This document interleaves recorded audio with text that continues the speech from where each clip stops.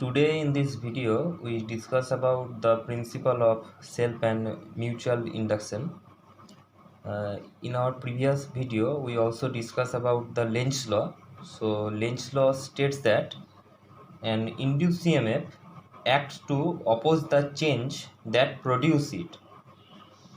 A self-induced EMF is always in such a direction as to oppose the change of current in the coil or the circuit in which it is induced. So in the diagram we can see that two circuits are electromagnetically coupled with each other, and in this circuit we can see here a switch is connected to open or close the circuit, and these are the source, and these are the coil.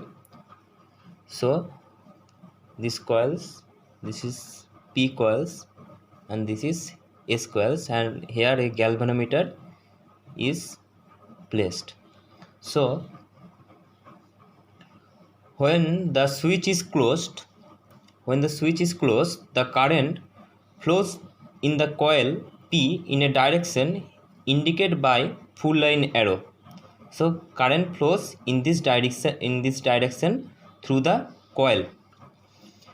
The flux due to the current cuts the turns of coils, causing a momentary deflection in the galvanometer. So when the flux is cut by the in this coil, so the galvanometer is moving. The reading of the galvanometer is moving, and opening the switch, the collapse of flux produce further leakage with the coil. The galvanometer is again momentarily deflected. This is so when the switch is open, we can see that in that case the galvanometer also deflected. So this time in the reverse direction, and the previous time when the switch is connected, that time the direction, and now when the switch is open, uh, this time the direction both will be in opposite.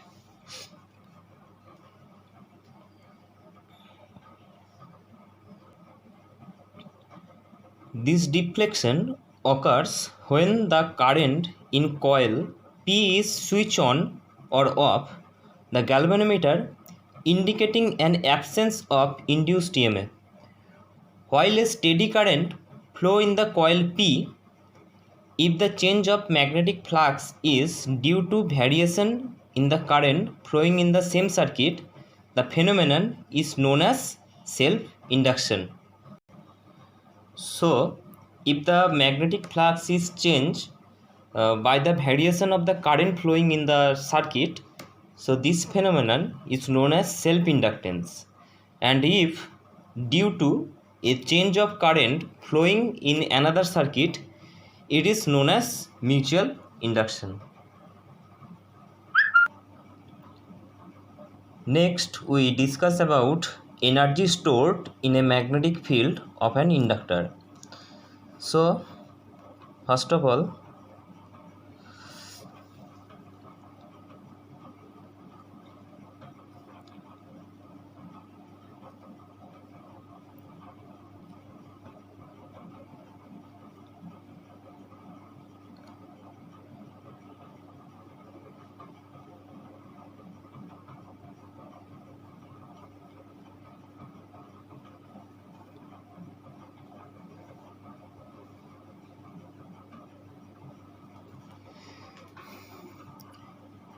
assume that the coil L has a constant inductance of L Henry, and that after the switch is closed, here the switch is closed, the current flows at a constant rate from 0 to I ampere is a time t seconds.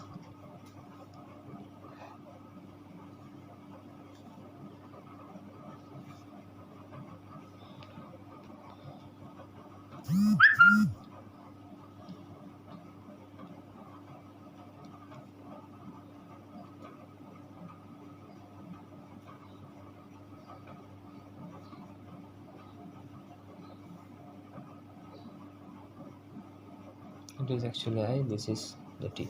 So the current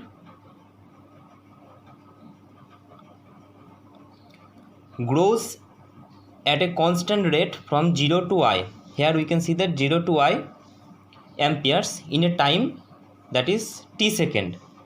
The average current, this will be our average current, the value, this value will be I by 2, and the time it will be t by 2. The average current is I by 2, and the source voltage it will be is E is Li by T.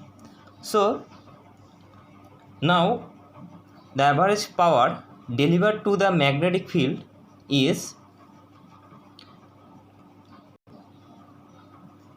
we know the formula of power, so it will be E into I by 2. So the value of E is Li by T. So we can write here Li by T and into I by 2. So it will be I into I square, Li square by 2T watt. This will be our average power delivered to the magnetic field. Now total power stored in the magnetic field, so it will be average power into time. So the average power is Li square by 2T into time required, that is T. So it will be half Li square joule. So these are the formula of energy stored in the magnetic field.